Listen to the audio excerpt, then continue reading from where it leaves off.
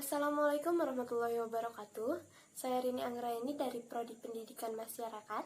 Di sini saya akan menjelaskan tentang salah satu dari 4 substansi genre, yaitu penyiapan kehidupan berkeluarga bagi remaja atau bisa disingkat PKBR. Nah, apa sih materi PKBR itu? Materi PKBR adalah salah satu upaya untuk menyelesaikan masalah-masalah remaja yang berkaitan dengan praktek kehidupan berkeluarga. Mengapa sih PKBR itu diperlukan? Yang pertama, karena remaja membutuhkan banyak banget informasi untuk kedepannya, untuk masa depannya, untuk nantinya dia berkeluarga. Yang kedua, karena remaja perlu mematangkan diri untuk membentuk keluarga yang harmonis. Nah, PKBR ini mempunyai 8 aspek. Yang pertama ada 8 fungsi keluarga. Yang ke-1 ada fungsi agama, misalnya jujur, taat, soleh, dermawan, dan disiplin. Lalu yang kedua ada fungsi sosial budaya, seperti gotong royong, sopan santun, kerukunan, kepedulian, kebersamaan, dan toleransi. Lalu yang ketiga ada fungsi cinta kasih, seperti empati, bersahabat, adil, pemaaf, setia, tanggung jawab, dan suka menolong. Lalu yang keempat ada fungsi perlindungan, seperti aman, pemaaf, tanggap, dan tabah. Lalu yang kelima ada fungsi reproduksi, misalnya tanggung jawab, teguh hati, dan sehat. Lalu yang keenam ada fungsi sosialisasi, seperti percaya diri, luas, bangga, rajin, dan kreatif. Dan yang ketujuh ada fungsi ekonomi, seperti hemat, teliti, disiplin, peduli, dan ulet. Dan yang terakhir ada fungsi lingkungan, seperti bersih dan disiplin. Lalu yang kedua ada pendewasaan usia perkawinan atau disingkat PUP. Pendewasaan usia perkawinan adalah upaya untuk meningkatkan usia perkawinan pertama, sehingga pada saat perkawinan diharapkan mencapai usia minimal 20 tahun bagi wanita dan 25 tahun bagi pria. Lalu apa saja sih yang melatar belakangi pendewasaan usia perkawinan? Yang pertama, semakin banyaknya kasus pernikahan usia dini. Yang kedua, banyaknya kasus kehamilan yang tidak diinginkan. Yang ketiga, banyaknya kasus pernikahan usia dini dan kehamilan yang tidak diinginkan menyebabkan pertambahan penduduk semakin cepat. Setiap tahunnya bertambah 3,2 juta jiwa. Lalu yang keempat, karena pertumbuhan penduduk tinggi, kualitasnya rendah. Dan yang terakhir, menikah dalam usia muda menyebabkan keluarga sering tidak harmonis, sering cekcok, perselingkuhan, KDRT, rentan terhadap perceraian. Yang ketiga ada dari segi kesehatan. Sehat adalah suatu keadaan sejahtera fisik, mental, sosial, yang lengkap dan bukan hanya bebas dari penyakit atau kecacatan. Itu menurut WHO tahun 2005. Sehat terbagi menjadi 3, yaitu sehat fisik yang pertama, sehat mental yang kedua, dan sehat sosial yang ketiga. Yang pertama ada sehat fisik. Pola hidup sehat terdiri dari yang pertama, memahami tubuh sendiri, berkomunikasi dengan tubuh, mengatur pola makan, berolahraga, tidur, menghindari perilaku jelek, dan menghindari stres. Lalu yang kedua ada sehat mental. Ciri-ciri sehat mental adalah yang pertama, merasa nyaman terhadap dirinya.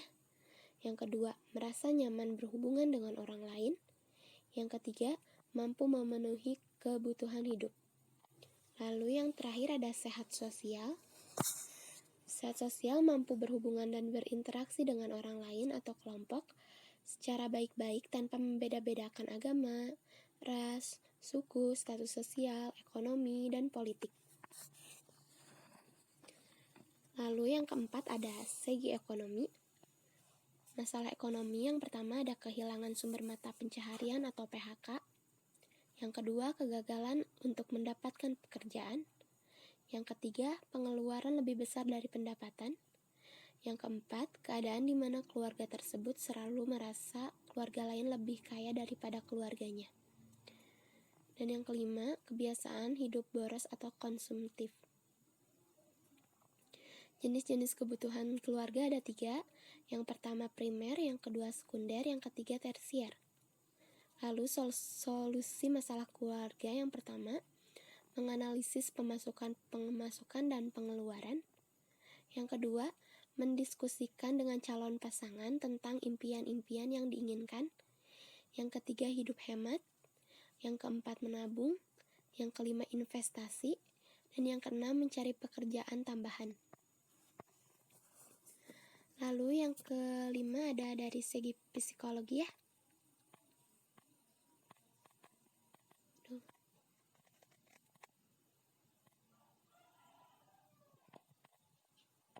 Yang kelima ada segi psikologi.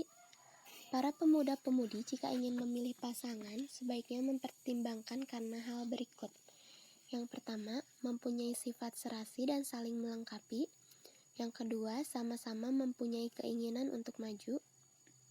Dan solusinya pertama, pengenalan diri melalui kontemplasi atau meditasi. Yang kedua, mengikuti pelatihan. Dan yang terakhir, mengikuti sisi konseling. Lalu yang keenam dari segi pendidikan, orang tua adalah pendidik bagi anak-anaknya. Yang pertama harus mencintai dan dicintai. Yang kedua perlindungan, merasa aman dari kekerasan. Yang ketiga harus ada bimbingan. Yang keempat harus diakui. Dan kelima ada disiplin. Yang ketujuh ada dari segi agama, persiapan sebelum berkeluarga. Yang pertama fisik, finansial, mental, dan moral spiritual. Kriteria dalam memilih jodoh. Yang pertama karena hartanya, yang kedua karena keturunannya, yang ketiga karena kecantikannya, yang keempat karena agamanya. Dan yang terakhir ada dari segi sosial. Segi sosial berinteraksi dengan yang pertama sekolah, yang kedua tetangga, yang ketiga masyarakat, yang keempat pekerjaan, dan yang kelima dari media. Permasalahan sosial yang dihadapi dalam keluarga. Yang pertama, masalah yang berkaitan dengan suami istri. Yang kesatu, kurangnya komunikasi dalam keluarga. Yang kedua, adanya pria atau wanita idaman lain. Yang ketiga, adanya perceraian. Yang keempat, poligami. Dan yang kelima, kekerasan. Masalah ekonomi keluarga. Yang pertama, kemiskinan. Yang kedua, pengangguran. Yang ketiga, sengketa pembagian waris. Lalu ada solusinya. Yang pertama, meningkatkan kualitas dan kuantitas komunikasi dalam keluarga. Yang kedua, pengadilan. Yang ketiga, mediasi tenaga ahli. Ya, paling itu aja yang bisa saya sampaikan. Terima kasih atas waktunya. Mohon maaf apabila banyak kesalahan. Wassalamualaikum warahmatullahi wabarakatuh.